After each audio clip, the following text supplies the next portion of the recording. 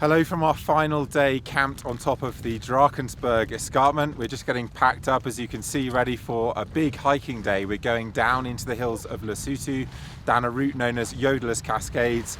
Cascades because we're following a cascading river and there's lots of swimming holes too. So if the sun comes out we might go for a swim, but at the moment it's pretty cold. And I'm not exactly sure where we're going to end up this evening either. The pass that we're going down tomorrow, we've actually camped at the top of that on a previous trip with this group, so we'll look for somewhere else to camp, but if we are camped somewhere different, then I have no idea what we're going to find there photographically, so that's kind of exciting. Anyway, we better get hiking because we've got a very, very long day ahead of us. We'll get to the photography in just a second, but I thought I would share the hike with you guys because the adventures in the Drakensberg are every bit as important as the photography to me. And if you would like to join one of these trips, then there are a couple of spots spare this March in a couple of months' time, which you can find on my website, alexnail.com. But if you'd rather enjoy these adventures vicariously, then you can see us starting up high on the hills before heading down into what's really quite a deep valley here. And I'm hiking with a group of guys, both photographers and porters and guides, who I've spent a lot of time with up to this point, not just this week, but in the years previous. And the porters and guides had actually spent the previous 3 weeks hiking with, and of course there's a certain ease that you develop around each other when you've spent a lot of time hiking like this.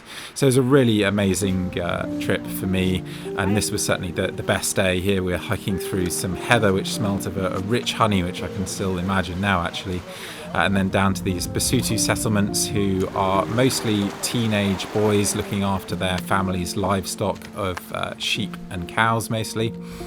And this is the low point, but then we continued back up a different valley again, following the river, and past a Basotho hut with some pretty angry guard dogs who barked at us for a fair while, and then to a pool where we swam in ice cold water. I mean, I was in there for a matter of moments, but Alex here stayed in a little longer because he's a bit crazy.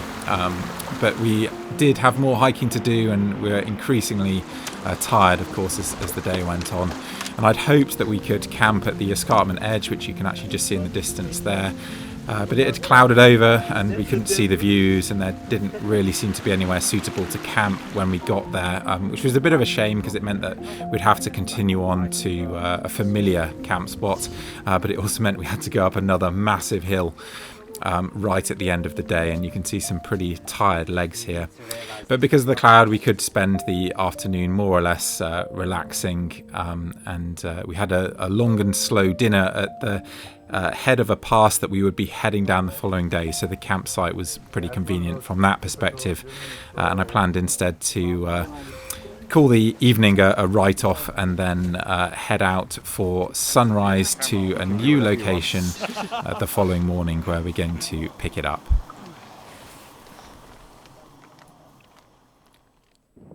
It was a bit too dark to be recording video, and I was against the clock anyway. You can see the rest of the group at the top of a hill here that I'd been up many times before, but I had a lot further to go to get to this viewpoint, and it was well worth it because, as you can see, we had a cloud inversion on our final morning, which was a real treat, particularly because it was at pretty much the perfect level. So this is Pyramid and Column in the near distance here, and the Cathedral Ridge, and so that's going to be the backdrop of my photograph. And here I'm just simulating what I would do were I not recording a YouTube video, just exploring the foreground, sometimes making quite big movements and sometimes making absolutely tiny movements, just trying to find arrangements of rocks and flowers and grasses that are pleasing to me. And you do have to work at that, and it takes a while, which is why I haven't really done any explaining here, and it was also quite windy, which wasn't so good for the audio. And there was a nice view in the opposite direction, but a bit too contrasty to make a good image of, unfortunately, although it does look quite good in the video here. But then I started my photography as the sun came up. Okay, so I've settled on a general area, having looked at a couple of other spots. I just love these yellow flowers, and actually in most areas of the Drakensberg these are over now, so I'm very lucky to find these still colourful and yellow. Now, composition wise, the lower I go, the more the view is blocked by this edge, but also the more flowers I can get into the frame and potentially the more I can align them. And so whenever I'm in an area like this, it really is a matter of just exploring either with your eyes or with the camera to find out where the best spot is. So you can see there's some nice flowers coming in down here in the bottom corner, but then I'm blocking the view too much. And I actually quite like these scattered rocks and maybe the grasses down on the right there. So probably somewhere up here is about right, even though I'm not getting that close into the grasses, I'm not lining up the flower heads or anything. And I have looked for areas where the slope comes down more steeply here, because that would then allow me to include more of the view and potentially more of the flowers as well. But I haven't been successful finding a location like that.